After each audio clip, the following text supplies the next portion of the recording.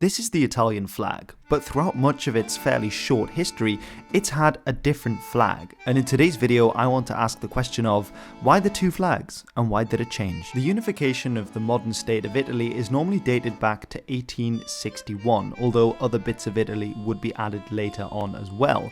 This is of course with Garibaldi and his famous red shirts. And yes, the Italian tricolour is already visible in these pictures of battles from the period, but it actually dates back a little bit earlier, to around 1797, where we see the flag appearing on that of the Cispadane Republic, already with the red, white and green, but in a slightly different orientation. In fact, we can go back a little bit further on, back to the French Revolution and the colours of the French flag. Because while the French Revolution was going on with the storming of the Bastille in 1789, for example, many of those who were rebelling at the time were wearing cockades of red, white and blue. These colours being very important for the city of Paris for various reasons. Now, word soon spread throughout Europe about these revolutionary actions, and in the city of Genoa, where the antivirus had not yet expired, the people there also were agitating for reform. And there they actually wanted to copy the French, and that they were wearing cockades of the revolutionary colours of red, white and blue, but something went wrong in the information that came through. Perhaps the French had initially worn red, white and green, or perhaps the news had just come through in a different way in the north of Italy, but those rebels in Genoa started to wear cockades of red, white and green in solidarity with what was going on in Paris and elsewhere in France. This was done again in 1794 at a student protest, but more importantly in 1796 when Napoleon rode into the city of Milan and there was greeted with the colours of red, white and green. So by this time it's already becoming associated with rebellion and protest in Italy, certainly in favour of the French. The French would set up several client states in northern Italy, one around Milan, the Transpadane Republic, which would actually adopt already that tricolour that we now know and love from Italy today.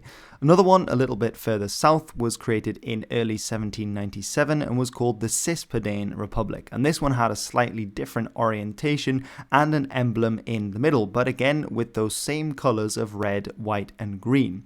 However, at the end of that year, these two would be merged together into one client state, and that would indeed already have the tricolour, so very similar to, of course, the French tricolour with only one colour different.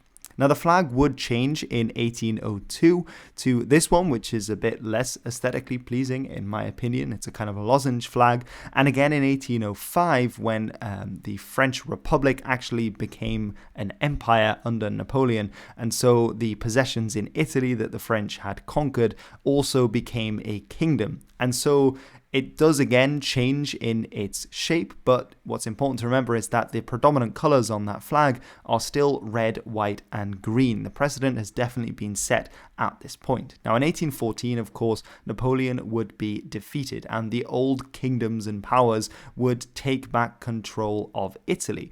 But those colours that were associated with rebellion would stay the same. And in 1830, we find them springing up once again in some of the rebellions that were happening around Italy at the time. For example, on this flag, which says Unione, Forza e Libertà. But of course, it would be the year of the Great Rebellions of 1848 that would once again bring the Italian tricolour to the fore. While the general shape of the tricolours being used by the rebels was approximately the same, a lot of the time they would have different emblems and symbols inside of the colours, depending on which part of Italy they were from or what kind of movement their movement was.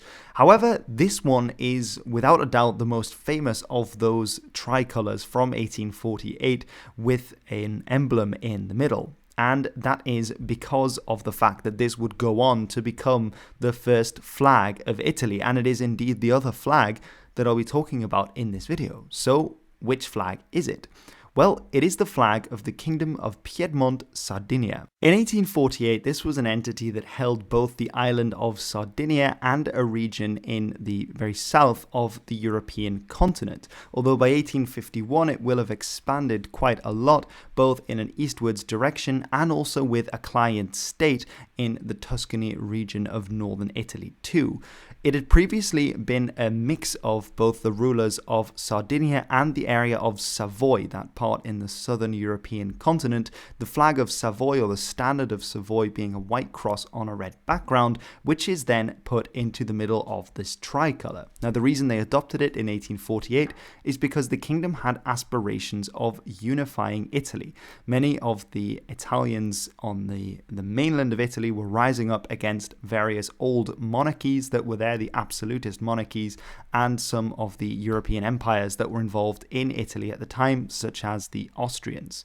And in the First War of Italian Independence, this kingdom of Piedmont-Sardinia was aiding these rebels to fight against them. And although they went on to lose this war, there was a second war of Italian independence, and as we can see in the background, the tricolour was heavily used by the rebels of 1848 and afterwards in the War of Independence, or Wars of Independence, including with Garibaldi himself, who was a great lover of the Italian tricolour, and he is seen here on his great expedition with the Italian tricolour itself. And in 1861, after they won their own victories against many of these monarchies and the Austrians, the Kingdom of Italy was established, and the flag would remain the same as the flag of the Kingdom of Piedmont-Sardinia, which had taken the tricolour, which had already been associated with Italian rebels since the French Revolution, and with the royal ensign, obviously, of Savoy and the crown, to show that it was a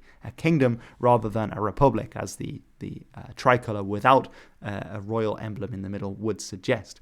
And this would actually stay as the flag of Italy right the way through the rest of the 19th century and through the First World War as well. And even in 1922, when the fascists took over under Mussolini, the king was still allowed to stay, although largely a symbolic position.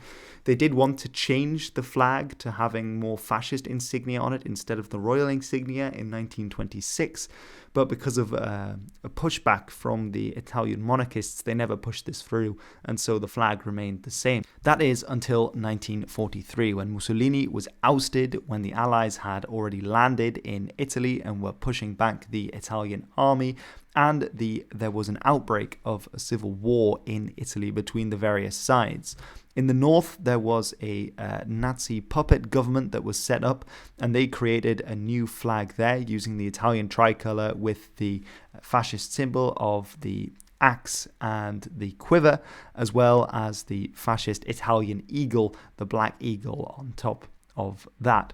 And in the regions that had been taken over by the Commission of National Liberation, those allied to the Allied advance, they had this flag instead. And in 1946, when the Second World War was over and the Italian Republic was proclaimed, they ousted the last king of Italy, and so the Kingdom of Italy ceased to exist, and they decided to go back to having the Republican flag of Italy, which is just the tricolour without any emblem in the middle. And that is the story of the flags of Italy.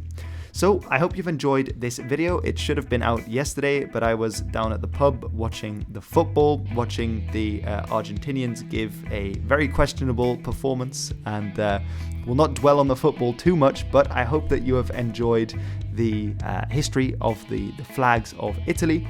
Let me know which other nations you would like to see me look at their old flags and why they decided to settle with the flags that they have today. I'm slowly but surely going through a lot of Europe, so perhaps I can go outside of Europe and look at some of the flags of other countries, bearing in mind that a lot of the time, not always, but a lot of the time, those countries do have a much shorter flag history. But having said that, the Italian flag can only be dated to the end of the 18th century, so it's not like we're missing lots of nice medieval things here. Anyway, in the meantime, I have been Hilbert, and this has been The History. Arrivederci.